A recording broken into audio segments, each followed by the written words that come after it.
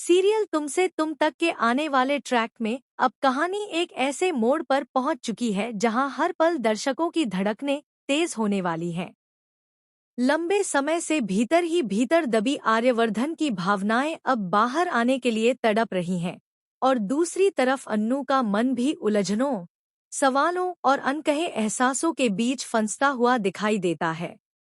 लेकिन अब वह पल आखिरकार सामने आने वाला है, जब आर्यवर्धन पहली बार खुलकर, बिना किसी झिझक और बिना किसी डर के, अन्नू के सामने अपने दिल की सबसे सच्ची, सबसे गहरी और सबसे खूबसूरत भावना को जाहिर करेगा। कहानी की शुरुआत होती है एक शांत सुबह से, जब हवाओं में हल्की सी खुशबू तैर रही है। अन्नू ऑफिस में अपने काम में डूबी होती है, लेकिन उसके चेहरे से साफ झलक रहा होता है कि मन कहीं और है।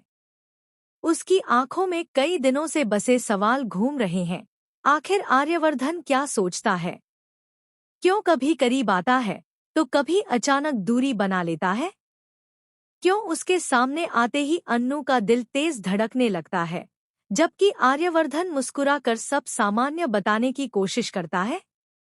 लेकिन आज की सुबह बिल्कुल अलग होने वाली है, क्योंकि आर्यवर्धन ने चुपचाप एक फैसला ले लिया है। वह और इंतजार नहीं करेगा, वह और छुपेगा नहीं, वह अन्नू के सवालों को अधर में नहीं छोड़ेगा। उसने अपने दिल की बात कहने का रास्ता चुन लिया है, एक बेहद नरम, बेहद खूबसूरत और बेहद दिल छू लेने वाले अंदाज में। और इसके लिए उसने चुने हैं जैस्मीन के फूल, वही फूल जिनकी खुशबू अन्नू को सबसे ज्यादा पसंद है, वही फूल जिनसे जुड़ी है उसके बचपन की मीठी यादें, वही फूल जो प्यार, पवित्रता और सच्चाई का प्रतीक माने जाते हैं।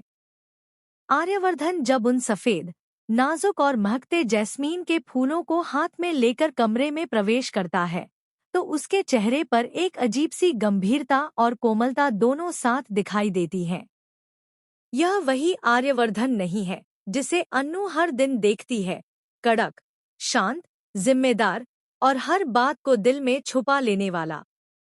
आज वह एक इंसान नहीं, बल्कि एक प्रेमी की तरह लग रहा है, जो अपनी भावनाओं को शब्दों में ढालने के लिए कई दिनों से संघर्ष कर रहा था। जैसे ही वह धीरे से अन्नू की ओर बढ़ता है, कमरे का माहौल अचानक बदल जाता है। हवा में हल्की सी घबराहट, हल्का सा रोमांच और एक अनोखी खामोशी फैल जाती है। अन्नू चौंक